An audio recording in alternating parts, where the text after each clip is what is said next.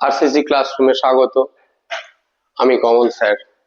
আজকে একটা অতি সাধারণ জিনিস আমি আলোচনা করবো। একদম ছোটদের অনেকেই নামতা সম্বন্ধে একটা নামতা মুখস্থ হতে চায় না, নামতা মুখস্থ করে একটা সহজ পদ্ধতি। ধরো 18-র নামতা।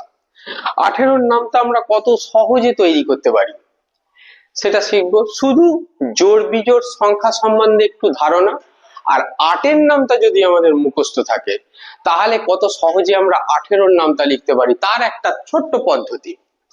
ধরো 18-র নামতা আমরা লিখছি 18 into 1, 18 into 2, 18 into 3। ধরো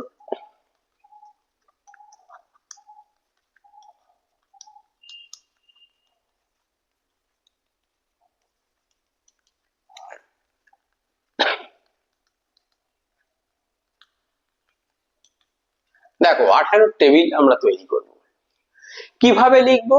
শুধু জোড় বিজোড় সংখ্যা সম্বন্ধে যদি আমাদের ধারণা থাকে, জোড় বিজোড় সংখ্যা আমরা প্রত্যেকেই চিনি, তাহলে প্রথম আমরা লিখবো দুটো ভাগে ভাগ করে সংখ্যাগুলোকে লিখবো। প্রথম আমরা লিখবো বিজোড় সংখ্যা। বিজোড় সংখ্যা কি? পরপর বিজোড় সংখ্যা যেমন আছে লিখে নেই। 1, 3, 5, 7, 9। এরপরে আমরা জোড় সংখ্যাগুলোকে ওখান থেকে লিখতে শুরু করব। 1, 3, দেখো 5, 7, 9 আমরা লিখে ফেলেছি, ঠিক আছে। এরপরে আমাদের জোড় সংখ্যাকে 10, 12, 14, 16, 18 দেখো জোড় সংখ্যা লিখে ফেলেছি। এইবার যদি আমাদের 8-এর নামটা নিশ্চয়ই সকলের মুখস্থ আছে, 8-এর নামটাকে কাজে লাগাবো। আর এখানে শুদ্ধ একক ঘরগুলো লিখবো।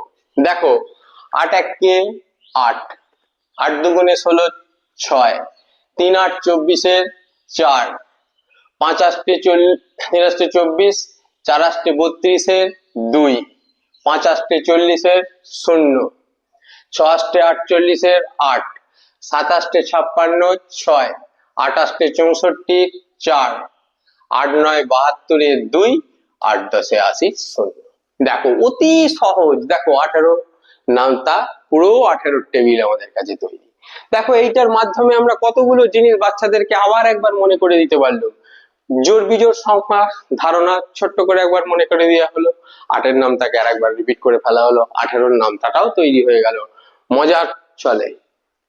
তাহলে যদি পদ্ধতিটা তোমাদের ভালো লাগে তাহলে একটা লাইক দিও, যদি শেয়ার করে দাও তো আরো ভালো।